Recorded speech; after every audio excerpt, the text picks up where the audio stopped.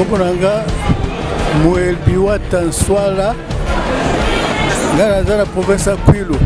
Mais ce qui nous allé voir, nous sommes président de l'Union des chefs traditionnels africains. Depuis Tokenda qui n'a Kamba, tout ça qui rencontre la Kamba chef traditionnel africain, il faut tout pour accompagner l'église kimbaniste. Parce que la religion est un biso baïndo.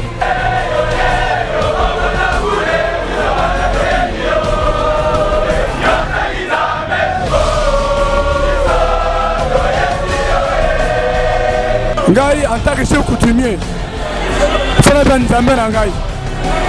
Pambate, atire mokila pesi na mokila pesi pe nzambe Ngai.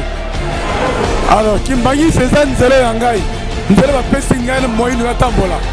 Ngai moyindo na kenzela musute pore de libiki na Ngai. Funa ko na kuna kimbangu. Yene mutabi nzela Ngai, yene abitile wakele Ngai.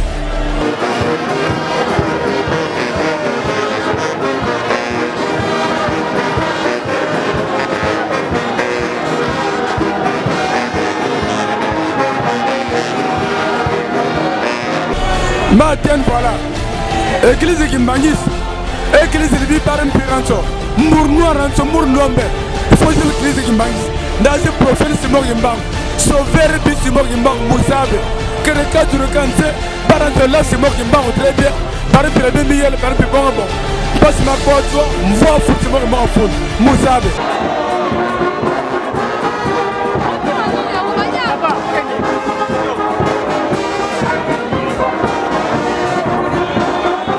Bon, mec bene mutu Congo central projet mutu mbeteng mwana mbeteng bene fumuki kutu bene mais musu Congo central mu groupement de Kimbatuliri mu territoire de Madimi mu province de Congo central mu secteur de Kibam mec bene nde fumuki bene ngemo diamni développement di machek mabete Misibu toba buki beni nde papi simo kimbangu kibeni mutiamu ndeki beni pungutu leni kibeni uyiri kimama mutiamu di bete tusimo kukwende fumu kimbangu kibeni ndeki beni nzame tati kibeni nzame pungutu leni uyiri kizuli mutoto iti adini mutoto bete tuheko kwende nde tati kibeni nde tati nzame tomu fulesi kibeni ingini macheke mbetenge Njorba américain bakotu batungi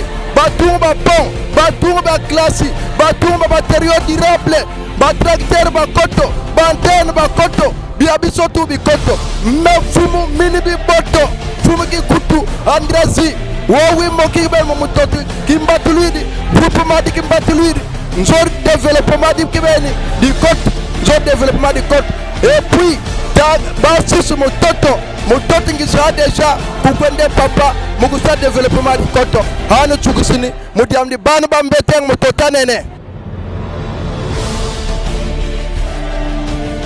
Elo toye la na danjo kumisa wonya shongo papa Simon Kimbango kiangani nyuma kololo sambikaso kato edi mamboye so show a chef coutumier danjo wo shalukumula maloko Mbasenga senga solo sego oto che le ate le konoa oto dima malelo ate naga wa chef coutumier koma la hole sabikaso ko Simon Kimbango kianga ndo shalukumu lokeneko kukila nde tayo chochala tondo bojaso wa Congo tayo chochala tondo odo keso mbako teso shoche malosa